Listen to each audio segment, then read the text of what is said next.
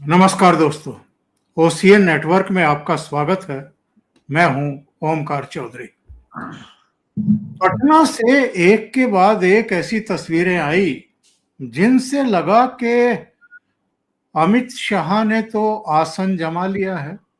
अब आप देखिए, ये एक अन्य मार्ग का फोटो है जिसमें वो पहुंचे हैं नीतीश कुमार के यहाँ, और एक और फोटो है जिसमें वो घर के अंदर जाते हुए दिखाई दे रहे हैं। फिर एक बैठक करते हुए भी दिखाई दे रहे हैं जिसमें बीजेपी के नेता हैं, जिसमें नीतीश कुमार भी शामिल हैं, और जो उनके रणनीतिकार हैं इस समय वो सब भी वहां पर मौजूद हैं। बड़ी बात संजय का भी है सर। जी हाँ, इसके अलावा हरियाणा के मुख्यमंत्री नायब सैनी को आप इस फ्रेम में देख रहे हैं। उत्तर प्रदेश के उप मुख्यमंत्री केशव मौर्य भी वहां पर आपको दिखाई दे रहे हैं। गए तो थे एक टेलीविजन चैनल के कार्यक्रम में भाग लेने के लिए, लेकिन उसके बाद उन्होंने इस समय का पूरा सदुपयोग किया रणनीति बनाने के लिए। और जाहिर है, नीतीश कुमार से अगर मुलाकात हो रही है और नीतीश बाबू अगर बुके देकर के उनका स्वागत सत्कार कर रहे हैं, तो फिर सोशल मीडिया में तमाम तरह की बातें चल निकलती हैं। और एक तो ये भी दिखाया जा रहा था कि देखिए, इसी अंदाज में एकनाथ शिंदे से भी जाकर के मिले थे अमित शाह, और अब यहाँ नीतीश कुमार से मिल रहे हैं। मतलब सोशल मीडिया पर किसी को किसी की बख्शीश मिलती नहीं है।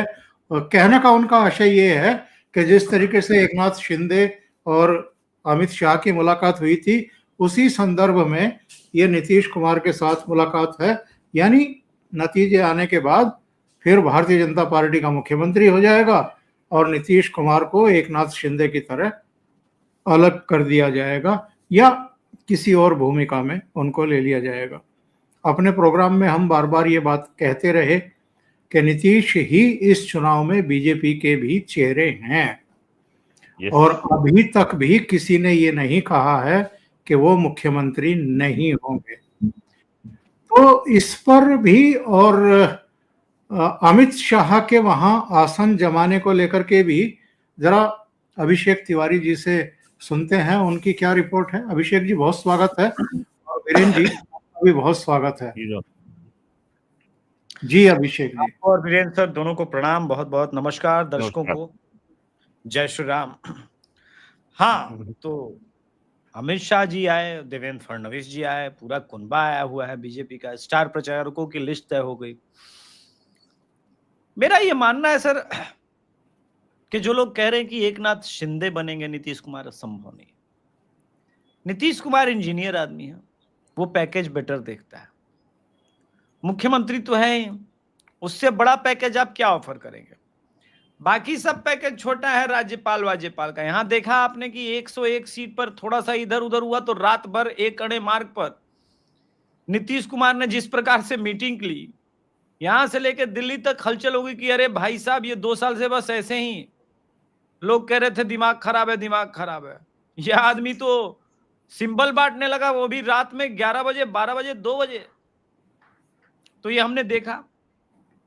अब रही बात कि अमित शाह जी क्यों गए थे, मैं बता देता हूं आपके दर्शकों को क्यों गए थे। सारे टिकटों का बंटवारा हो गया है और दरअसल ये चमत्कार है, इसको कैसे कहूं मैं। जदयू के भी नेता चाहते हैं कि योगी आदित्यनाथ जी की सभाएं हो, एलजेपी-आर के भी चाहते हैं, कुछ हम और कुछ आरएलएसपी, पुरानी आरएलएसपी अब तो आरएलपी हो गई है। अब बड़ी बात यह कि योगी जी तो एक ही हैं, तो स्टार प्रचारक कहां कैसे हो? अच्छा, भाजपा के भी कई नेता चाहते हैं कि नीतीश कुमार उनके मंच पर आए, वहां भाषण दे। जदयू के स्टार प्रचारक में ललन सिंह से लेकर के सारे लोग हैं।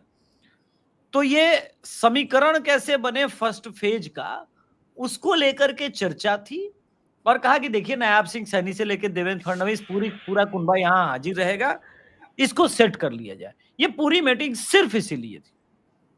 यानी बीजेपी दीपावली के अगले दिन से आप देखिए नीतीश कुमार की रैली है और अगले 4 दिन में 12 सभाएं मोदी जी की और लगभग 10 सभाएं योगी जी की शेड्यूल हो चुकी है। यानी भाजपा फुल फोर्स में आ रही है और यहां पर एक दूसरे के नामांकन में भी जहां कांग्रेसी नामांकन कर रहे हैं वहां राजद वाले नहीं जा रहे हैं, जहां राजद का नामांकन है वहां कांग्रेसी नहीं जा रहे हैं, कहीं कहीं दोनों एक जगह पे ही नामांकन करने जा रहे हैं अलग अलग पार्टी से सिंबल लेके। कितना आनंददायक चुनाव आप देख रहे हैं ओमकार सर। देखिए मैं तो युवा हूं, इसी समय मुझे देखने को मिल गया। आपको बड़ा दशक तक ऐसा आनंददायक चुनाव, जूतम पैजार देखने को लेकर के, कुर्ता फाड़ देखने को लेकर के, यहां तक कि आज कांग्रेस के अध्यक्ष ने बोल दिया कि भाई दलित विरोधी, दलित का हनन हो रहा है, उनके विरुद्ध राजद ने पासवान समाज के कैंडिडेट को उतार दिया कांग्रेस के। तो ऐसा जूतम पैजार कम से कम मैंने तो नहीं देखा। आपने कुछ देखा हो विधानसभा चुनाव में तो हम लोग का मार्गदर्शन करें। नहीं, मैं 40 साल से पत्रकारिता में हूं और कुल मिलाकर के 5 अखबारों में बहुत लंबे समय तक काम किया है और कई लोकसभा चुनाव और अनेक विधानसभा चुनाव कवर किए अलग अलग राज्यों के। और चूंकि प्रभावी भूमिका में थे अखबारों में, 3 अखबारों में तो संपादक की ही भूमिका थी, लेकिन जितना रोचक दृश्य यहाँ देखने को मिल रहा है बिहार में, ऐसा कभी नहीं, नेवर। अच्छा देखिए, ये जल्दीबाजी में नॉमिनेशन का असर क्या होता है। आज भाजपा की कद्दावर कैंडिडेट, सॉरी एनडीए की कद्दावर कैंडिडेट जो बड़ी वायरल हो रही है, क्योंकि उनके सीमा सिंह जी के एक से एक फोटोग्राफ सोशल मीडिया पर तैर रहे हैं। नाचने में तो खेसारी लाल के साथ आगे थी। उनका पहले एलजेपीआर वाला नॉमिनेशन कैंसिल हुआ और फिर इंडिपेंडेंट भरा था, वो भी कैंसिल हो गया। अब मैं लिख रहा हूं तो कुछ लोग बुरा मान रहे हैं। मैंने बोला जिसका काम, पैसा आ गया, टिकट ले लिया, ठीक है, वो आपका काम नहीं था। लेकिन ये चिराग की पार्टी से कैंडिडेट थी ना जी। अब ये देखिए कितनी विचित्र घटना है कि निर्दलीय वाला भी इनका कैंसिल हुआ। सोचिए कि एनडीए एक सीट, वो भी मसौढ़ा जैसी सीट, हार गई। इनके पास क्यों वकील नहीं था क्या पता सोची होगी कि यहाँ भी भोजपुरी गाना आइटम सॉन्ग चल रहा है, कर लेंगे 2-4 ठुमके लगाने। ये इस प्रकार की कोई राजनीति होती है? ये हर तरफ वही एकदम क्योस मचा हुआ है। लेकिन एक बात अमित शाह जी की मैं दाद देता हूं, 8 विधानसभा सिर्फ 2 कैंडिडेट जिनको टिकट नहीं मिला था, जिसके कारण फंसा हुआ था। एक जो कैंडिडेट थे वो ललन पासवान थे चेनारी से, जिनको मिलना चाहिए था। उनको फोन गया रात के 11 बजे अमित शाह जी का डायरेक्ट, और कहा भाजपा आपके लिए ऑलरेडी बहुत कुछ सोच रही है, विधानसभा चुनाव आपके लिए था ही नहीं। हम लोग लोकसभा आ रहे थे तभी ये प्लानिंग हो गई थी कि आप लोकसभा ही लड़ेंगे। अब तो आप सासाराम लोकसभा की अगले 4 साल तैयारी कीजिए और मीनवाइल आपको एमएलसी का दे दिया जाएगा। इसी प्रकार से संजय सिंह जो मैथिली ठाकुर वाले प्रकरण पे नाराज थे, बहुत हल्ला मच रहा था, उनको भी अमित शाह जी ने व्यक्तिगत रूप से फोन किया और चीजें सेट कर ली। अब ये ललन पासवान वाली बात मैं किस बेसिस पे कह रहा हूं, क्योंकि मैंने फोन किया था ललन पासवान जी को कि आप नॉमिनेशन करने वाले थे, अब विड्रॉ कर रहे हैं, तो उसका कारण क्या है। तो उन्होंने ये सारी बातें बता दी और इनफैक्ट उनके 2-4 और लोग थे, उन्होंने भी बोला कि हम साथ में थे, हम एनडीए को जिताएंगे। और ललन पासवान जी को जिम्मेदारी दी बिल्कुल साउथ बिहार से इतर नॉर्थ बिहार में दलितों को साधने के लिए, और उनको इधर की जिम्मेदारी दे दी। तो आप देखिए कि अमित शाह जितने भाजपा से या एलजेपीआर से या जदयू से जिनका भी टिकट खराब हुआ था उन सबको मना ले गए, क्योंकि बिहार में और यूपी में एमएलसी वाला भी तो कॉन्सेप्ट है ना, तो बन जाता है। लेकिन राजद के अंदर ये कॉन्फिडेंस क्यों नहीं है? इसका दो ही कारण हो सकता है। क्या राजद का इंटायर कुनबा ये मान बैठा है कि हम चुनाव ही नहीं जीतेंगे, नंबर ज्यादा नहीं आएगा तो कितनों को हम एमएलसी प्रॉमिस करें? एक तो ये कारण हो सकता है ओमकार सर। और कमाल की बात यह है कि आज जो अब कांग्रेसी कार्यकर्ता सीधे सीधे राजद को टिकट बेचने वाला चोर, मतलब किस स्तर तक चले गए। वोट चोर गद्दी छोड़ से आए थे, टिकट चोर गद्दी छोड़ तक पहुंच गए अपने ही अलायंस के विरुद्ध। तो ये अपने आप में कमाल का सीन है। और एक और आज का न्यूज मैं आपको बता रहा हूं, ये न्यूज बड़ा कमाल का है सर। लखनऊ में ऐसा खेल आपने देखा हो वीरेंद्र सर, तो मुझे समझाइएगा। ये मैं जो अभी आपके सामने उदाहरण देने वाला हूं, ये 35 मिनट पहले खबर आई है। आलमनगर एक सीट है, ठीक है सर, वहां राजद ने आईएनसी इंडिया को धोखा देने के लिए राजद ने वीआईपी को भी अपने उम्मीदवार उतारे। जमीन से लेकर कैश तक उम्मीदवारी के लिए दौड़ रहे थे लोग। राजद और वीआईपी दोनों दलों से नामांकन कर चुके नवीन कुमार को नामांकन के अंतिम दिन पता चला कि वो राजद से उम्मीदवार नहीं है, बल्कि वीआईपी ने उन्हें उम्मीदवार बनाया है। अब देखिए, इस सीट पर राजद ने नवीन निषाद को उम्मीदवार घोषित कर दिया, लेकिन अंतिम दिन राजद ने उनका सिंबल वापस ले लिया। इसी सीट पर वीआईपी पार्टी ने नवीन कुमार निषाद को मैदान पे उतार दिया। दोनों शपथ पत्रों को देखने के बाद तय नहीं कर पा रहा है चुनाव आयोग खुद ही कि नवीन कुमार किस दल के कैंडिडेट है। बताइए। तो ये शायद 23 अक्टूबर को चुनाव आयोग तय करेगा कि किस पार्टी का कौन कैंडिडेट होगा, क्योंकि ये तो तय नहीं कर पा रहे। ये बात सही है।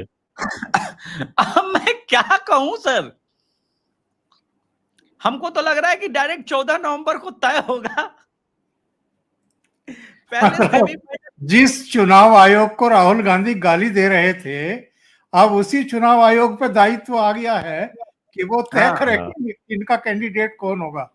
अरे सर, ऐसे जूतम पे जा रहे हैं कि 24 सीटों पे राजद और कांग्रेस सामने सामने और लेफ्ट आमने सामने खड़ी हो गई है। अब किसी को समझ में नहीं आ रहा कि कौन सिंबल वापस ले, कौन नॉमिनेशन। एक खबर ये आई है कि दीपांकर भट्टाचार्य जो सीपीएम के हैं, उन्होंने मुकेश सहनी की वीआईपी की और आरजेडी की डील करा दी है। और तो ये दीपांकर भट्टाचार्य आरजेडी और कांग्रेस के बीच में डील क्यों नहीं करवा पा रहे? ऐसी खबरें अभी और आएंगी, न जाने कितनी आएंगी। कुल मिलाकर के जो स्थिति बन रही है कि आपको एक बता रहा हूं, मेरे पास मैं इस शो के लिए लिटरली बहुत तैयार हूं। एक 144 नंबर का मटिहानी विधानसभा है सर, इसमें सुनिए। एक आदमी जदयू के निशान पर हार गया तो राजद में प्रवेश कर गया। राजद ने एक लोकसभा एक राज्यसभा सांसद से करोड़ों लेकर लालू परिवार से सच्चाई छुपाई और टिकट दिलवा दिया। अब स्थानीय वाला महाविद्रोह में कहा है, सुन लीजिए, क्योंकि ये लल्लन टॉप को इंटरव्यू दिए थे जनाब और कहे थे कि लालू यादव कुत्ता है। अब पूरा आरजेडी का कुनबा वहां पे कह रहा है कि बाप रे बाप, इसको टिकट कैसे मिल गया भाई। ये आदमी को एक कैंडिडेट कांग्रेस से भी आए हैं जिनका स्क्रीनशॉट वायरल हो रहा है पूरे बिहार इलेक्शन में। 2012 से लेकर 2016 तक इतनी गालियां दी है राहुल गांधी और पूरे खानदान को उस आदमी ने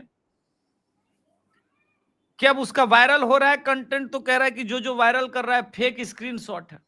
लोगों ने आर्काइव निकाल के देना शुरू किया, फिर बोला ये क्या है, अच्छा ये हम नहीं दे रहे हैं। कमाल की बात है, ये उर्मिलेश जैसे पत्रकार लोग लिख रहे हैं, हम लोग तो बस एंजॉय कर रहे हैं कि भाई जब दो लोग आपस में जूता मार रहे हो तो साइड से ऐसे बैठ के देखो और बोलो देख भाई लग नहीं रहा है, ठीक से जूता मारो, ठीक से लड़ाई करो। एक काम करो, तुम दोनों को पंचिंग बैग के जगह बॉक्सिंग का ग्लव्स दे देते हैं, आराम से लड़ो, बैठो, कोई दिक्कत नहीं। तो हम लोग तो एंजॉय कर रहे हैं सर। इतना बढ़िया चुनाव मैंने लाइफ में देखा नहीं है।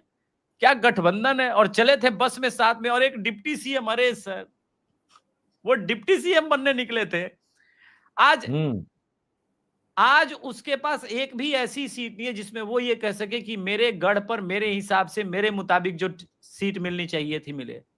अरे 6 तो पर्सनल परिवार के लोग हैं सर। वो टिकट बांटेगा कब, बेचेगा कब, कमाएगा कब? 5 साल में गजब चुनाव कमाई का मौका गजब छीन। गजब सीन क्रिएट किया है अभिषेक बाबू आपने बिहार में। आप बहुत भाई बधाई के पात्र हैं। यूपी बहुत पीछे है। यूपी में इस तरह का तो एनार्की अभी तक नहीं हुई है, कभी भी नहीं हुई है। सपा चलिए बसपा इस के बार हो गठबंधन जाएगी। में भी नहीं हुई है। चलिए इस बार हो लेकिन जाएगी। लेकिन मुझे एक बात बताइए भट्ट साहब, जी आप आपका भी इतना लंबा चौड़ा अनुभव है, ये ये बताइए कि अमित शाह कोऑर्डिनेशन भी कर पा रहे हैं ठीक तरीके से, समस्याओं को भी सुलझा रहे हैं, डे बाय डे जो भी पेचीदगियां होती हैं उनको मिनटों में बैठा करके, किसी को समझा करके, किसी को भला करके, किसी को बता करके कि भाई आगे क्या होगा आपके लिए, काहे को चिंता कर रहे हो, सारी समस्याओं का समाधान होता जा रहा है। कोऑर्डिनेशन भी आप देखिए कि आज गए थे प्रोग्राम में हिस्सा लेने के लिए, इंटरव्यू था उनका, एक टीवी चैनल का, वहां पर वो पंचायत लगी हुई है। उसके बाद जो है वहां पर लोग उतरने शुरू हो गए। हरियाणा के मुख्यमंत्री उतरे, उत्तर प्रदेश के डिप्टी चीफ मिनिस्टर उतरे, इसके अलावा पूरा कोऑर्डिनेशन संजय झा और नीतीश बाबू के साथ में जितने प्रभारी हैं, रणनीतिकार हैं, वो सारे मीटिंग में ये सब कुछ करते हुए दिखाई दे रहे हैं। और राहुल गांधी पटना की तरफ, बिहार की तरफ रुख ही नहीं कर रहे हैं और फिर कहेंगे कि सब वोट चोरी हो गया। वैसे आज व्यंग किया अमित शाह ने उस प्रोग्राम में, उन्होंने कहा कि ये राहुल गांधी अचानक वोट चोरी पर अब चुप क्यों हो गए हैं। और दूसरे उन्होंने ये भी कहा कि हमने तय कर लिया था और चुनाव आयोग की मुहिम बिल्कुल रंग लाने वाली है, घुसपैठ ये तय नहीं करेंगे कि यहाँ की सरकार किसकी बनेगी और मुख्यमंत्री कौन होगा। उन्होंने ये भी कहा कि भाई हमारा तो मुख्यमंत्री भी तय है, हमारी रणनीति भी तय है, हमारे कैंडिडेट भी तय हो गए, हमारी सीटें भी तय हो गई, कौन कहाँ लड़ रहा है। इनका ना मुख्यमंत्री तय, ना इनकी सीटें तय, कुछ भी तय नहीं है। जी देखिए, बहुत शॉर्ट ब्रीफ में बताता हूँ। 1990 में मंडल लागू होने के बाद से यूपी, बिहार में और झारखंड में और कुछ अन्य राज्यों में जो जाति के आधार पर जो राजनीति हुई है और जो लोकतंत्र का जो रायता फैला है, उसको जिस तरीके से नरेंद्र मोदी जी ने समेटा है और यूपी में लगातार 2 बार सरकार बनाई है बीजेपी ने, योगी जी मुख्यमंत्री हैं। और यहाँ ये क्षेत्रीय पार्टियों को किसी राजनीतिक अनुशासन में काम करने की आदत ही नहीं है। और अमित शाह जिस तरीके से काम कर रहे हैं पिछले 10 साल से, उसका सीधा मतलब ये है कि सभी दलों में, और जब गठबंधन होता है तब और ज्यादा बहुत बड़ी संख्या में, बहुत बड़े स्तर पर राजनीतिक दलों के एक दल के आपसी और गठबंधन में कई गुना ज्यादा गतिरोध और कॉन्ट्रडिक्शन जो जो उभर के आते हैं। और पार्टियों में, पार्टी के अंदर और गठबंधन के पार्टनर के साथ रस्साकशी, टिकट बंटवारे में खींचतान एक सामान्य बात है। लीडरशिप का काम होता है इन सारे अंतर विरोधों के बीच में समन्वय स्थापित करना। यही काम अमित शाह तो कर रहे हैं बिहार में, और क्या कर रहे हैं? यही काम उन्होंने यूपी में किया, यही काम उन्होंने लोकसभा चुनाव में किया, यही काम वो हर राज्य में करते हैं जहां जहां चुनाव होता है।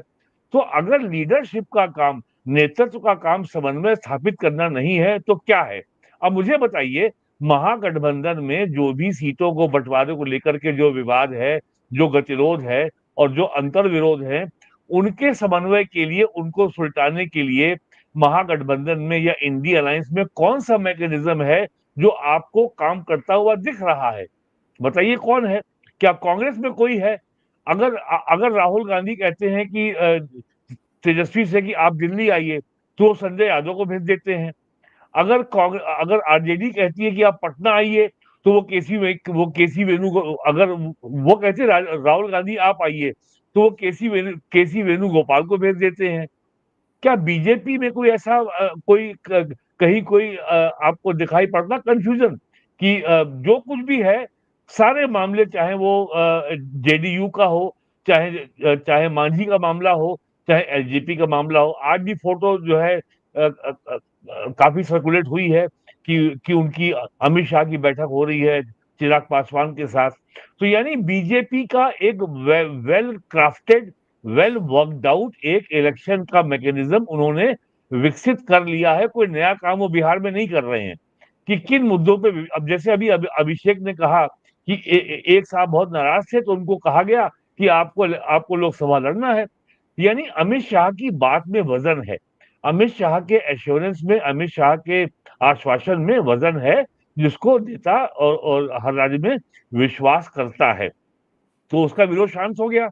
हिमाचल में पिछली बार जब असेंबली चुनाव हुआ था तो प्राइम मिनिस्टर मोदी ने बीजेपी के एक आम कार्यकर्ता को फोन किया था, कहा भाई तुम रेबल क्यों हो गए हो।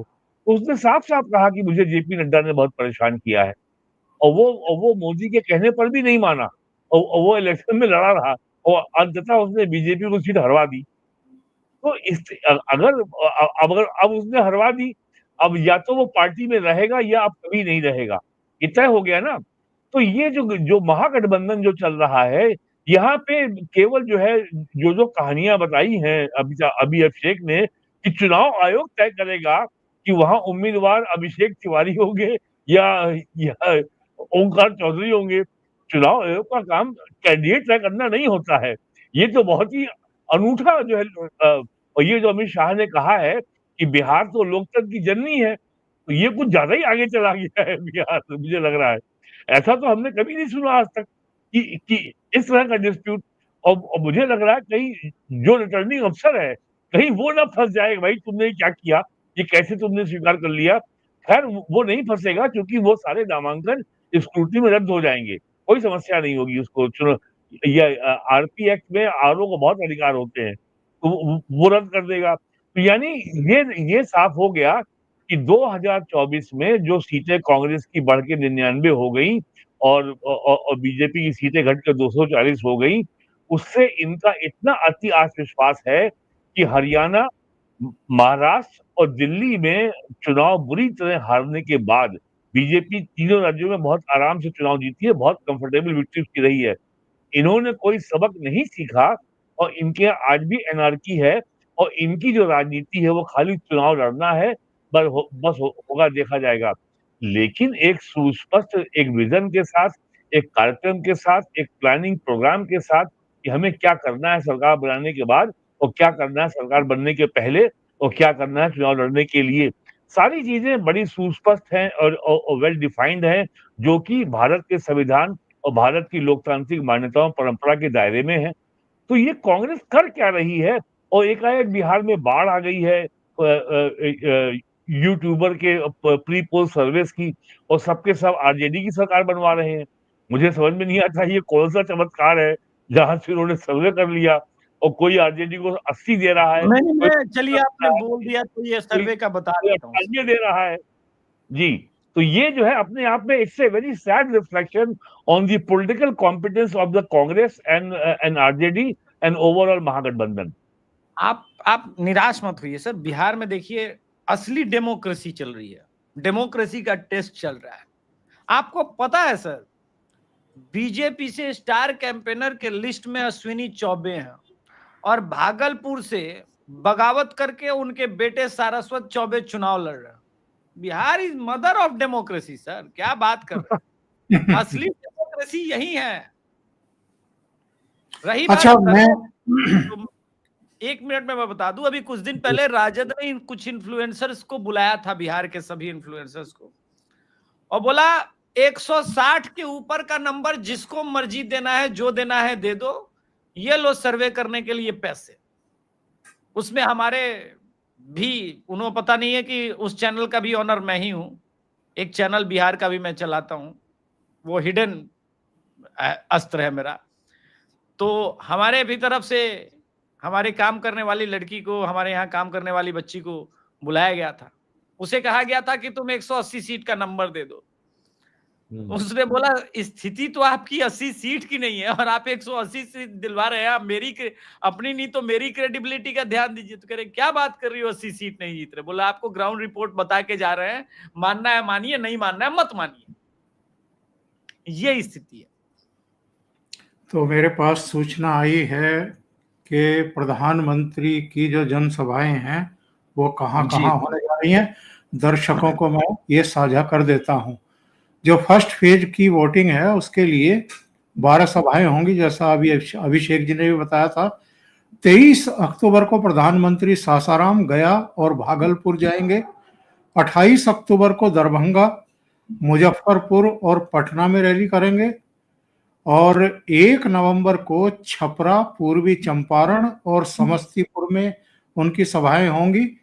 3 नवंबर को यानी प्रचार के अंतिम दिन से एक दिन पहले पश्चिमी चंपारण, सहरसा और अररिया के बल्कि फारबिसगंज में उनकी सभा होगी। तो ये 12 सभाएं फर्स्ट फेज की प्रधानमंत्री नरेंद्र मोदी की होने वाली है। और इसके अलावा योगी जी मोर्चा संभालेंगे ही। जी बिल्कुल अभिषेक जी, तो क्या इसके बाद क्या सिचुएशन बनेगी? ये इंडिया अलायंस में वैसे ही वो, मैं एक और जुमला कहता हूं, जूतों में दाल बटी हुई है। तो इनकी सभाओं के बाद क्या होगा? अब देखिए, जूतों में दाल बटी रही है, तो साथ में एक और है कि थारो जूता मारे सर पे, वो भी ऐड कर ही लीजिए। तो स्थिति वो है कि भाई जूते पड़ रहे हैं सर पे, और कमाल है कि वो आदमी गंजा है, बाल भी नहीं है। तो ये स्थिति है, क्योंकि सिर्फ मोदी योगी नहीं है, देवेंद्र फडणवीस, हेमंता बिस्व शर्मा, चिराग पासवान, नीतीश कुमार, ललन सिंह, ये लोग मिलके तो खुद ही 121 लोग हैं। एक एक सीट भी नहीं पे स्टार कैंपेनिंग की तो हो गया काम। अरे मोहन यादव भी हैं।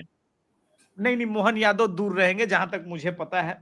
बड़ी फजीहत हो चुकी है मोहन यादव की कुछ चीजों को लेकर के, और इस चुनावी कैंपेन से मोहन यादव दूर ही हैं। मैं जानता हूं वो बैकफायर कुछ किया है, और आईटी सेल को भी चल रहा है। हाँ, वो ओबीसी सम्मेलन के नाम पर कुछ चीजें बैकफायर की है। इनफैक्ट बीजेपी ने इसी कारण बहुत ज्यादा यहाँ पे टिकट वितरण में इस बात का ध्यान रखा है। लेकिन स्टार कैंपेनर के लिस्ट में नायाब सिंह सैनी भी हैं, और तो मैं बताऊं, रमेश बिधूड़ी जी आए हुए थे, और किशनगंज में सिंबोलिज्म देखिए बिहार में। और रमेश बिधूड़ी जी आइकन आदमी, एलजेपीआर के कलीमुद्दीन के लिए कैंपेन की है। तो हेमंता को तो वहां लगाना चाहिए जहां राहुल गांधी की सभाएं प्रस्तावित होंगी। अब तो ये खैर पार्टी डिसाइड करेगी। पहले राहुल गांधी की प्रस्तावित सभाओं का सर कोई डिटेल नहीं है। आज मैं ढूंढने का प्रयास कर रहा था कांग्रेस के वेबसाइट वगैरह पे, अभी कोई प्लानिंग ही नहीं है कांग्रेस की। और दीपावली के बाद एक दिन ऐसे गुजरता है सर, अब 22 तारीख से है और 3 तारीख को ये कैंपेनिंग का टाइम खत्म हो जाएगा। 12 दिन में राहुल गांधी, हालांकि मैं चाहता हूं कि राहुल गांधी ज्यादा से ज्यादा सभाएं करें। हाँ, ज्यादा सभाएं होनी चाहिए। हाँ, ज्यादा सभाएं होनी चाहिए राहुल गांधी की। लेकिन राहुल गांधी का तो कोई प्लान ही नहीं लग रहा है। ऐसा लग रहा है कि कांग्रेस डेस्परेट है कि राजद को खा जाना है, बर्बाद कर देना है। पर इतनी मोहब्बत ये पैदा कैसे हुई दोनों के बीच में? पता नहीं क्या प्रॉब्लम है। देखिए, मैं नहीं मानता कि राहुल गांधी या कांग्रेस 5-7 सीट के लिए इतनी बदमाशी कर सकती है। ये मैटर 5-7 सीट का नहीं है सर, क्योंकि हम सब जानते हैं 61 सीट तो आरजेडी देने को तैयार हो गई थी, 61। तो कौन कौन लोग हैं? एक तो पप्पू यादव है, दूसरे तारिक अनवर भी हैं, कन्हैया कुमार गैंग भी है, यहां तक कि अल्लावरू में भी है, लोग कन्विंस हो गए। तो पूरा बिहार का ही कांग्रेस यूनिट एकदम एंटी राजद हुआ पड़ा है। तो राहुल गांधी इसमें क्या बीच बचाव करे? राहुल गांधी को तो यही लोग फीडबैक भेजेंगे जो भेजेंगे। सूचना तो ये भी है कि जो प्रदेश अध्यक्ष लगाया वो भी लालू जी को पसंद नहीं है। नहीं, वो तो शुरू दिन से, पहले दिन से ही, तभी तो ये हुआ ना कि उनके अगेंस्ट में एक उतार दिया गया है। आज देखिए जो ट्वीट किया है उसका मैं आपको ये बता दूं, राजेश राम ने ट्वीट जो किया है, कांग्रेस अध्यक्ष, दलित दबेगा नहीं, झुकेगा नहीं, अब इनकलाब होगा, जय बापू, जय भीम, जय संविधान, जय कांग्रेस। नीचे में अनारकली अफारा आरजेडी की जो देखती है ट्विटर पर, वो लिख रहे हैं सुरेश पासवान भी तो दलित समाज से है, यानी आपके अगेंस्ट जिसको खड़ा किया गया।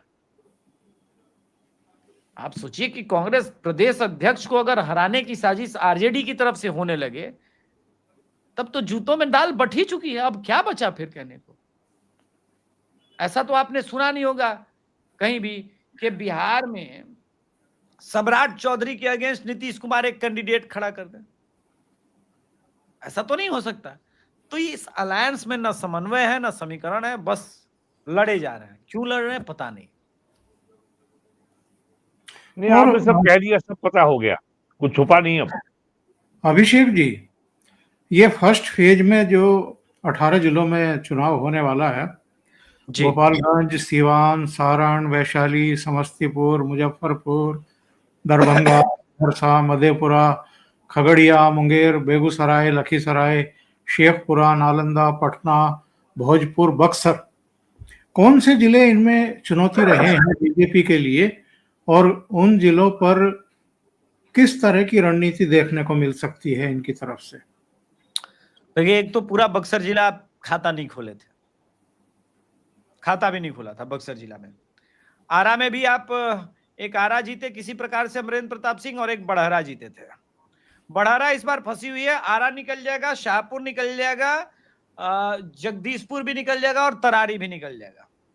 एक सीट बरहमपुर वाली है, मेरे ख्याल से वो भी बक्सर जिले में पड़ती है, वो भी ये निकाल लेंगे। आनंद मिश्रा बक्सर की सीट इस बार निकालने के प्रबल दावेदार है। तो इस बार तो कहानी ही अलग है, यहाँ पर इस बार तो कहानी ही अलग है। सहार वाली सीट से राधाचरण सेठ अजय यादव के अगेंस्ट ताल ठोक रहे हैं, तो मुझे लग रहा है राधाचरण सेठ जीते ना जीते, लेकिन फाइट तगड़ी हो जाएगी। और क्या पता, पैसा बहुत, धनबल बहुत है राधाचरण सेठ के पास, तो क्या पता वहां कहानी भी बदल जाए।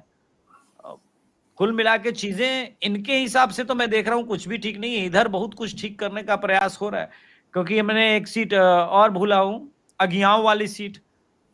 उस सीट में हर बार ये लोग राम कैंडिडेट वगैरह कुछ लगाते थे, इस बार पासवान कैंडिडेट उतार दिया है। परंपरागत रूप से जो माले का वोट बैंक होता था पासवान, वो इस तरफ शिफ्ट हुआ, तो फिर कहानी बदलेगी। बहुत बहुत धन्यवाद आज का अपडेट देने के लिए और इतना समय निकालने के लिए अभिषेक जी और वीरेन जी। आज के लिए इतना ही। दर्शकों से निवेदन है, आपको अगर ये चैनल और कंटेंट पसंद आते हैं तो लाइक करना जरूर, आप याद रखें, जरूर करें, और कमेंट भी करें। इसके अलावा वीडियो को फॉरवर्ड करें, शेयर करें अपने मित्रों को, और अभी तक अगर चैनल आपने सब्सक्राइब नहीं किया है तो सब्सक्राइब जरूर कर लें। ऑल वाला बटन भी दबा दें ताकि आने वाले सारे नोटिफिकेशन आपको मिलते रहे। Abhishek Tiwari show, the Abhishek Tiwari show को भी सहयोग करें और उसको सब्सक्राइब करें। बहुत बहुत धन्यवाद जुड़ने के लिए। Thank you so much. आपको, आपके सभी दर्शकों को प्रणाम, नमस्कार, जय श्री राम। जय श्री राम।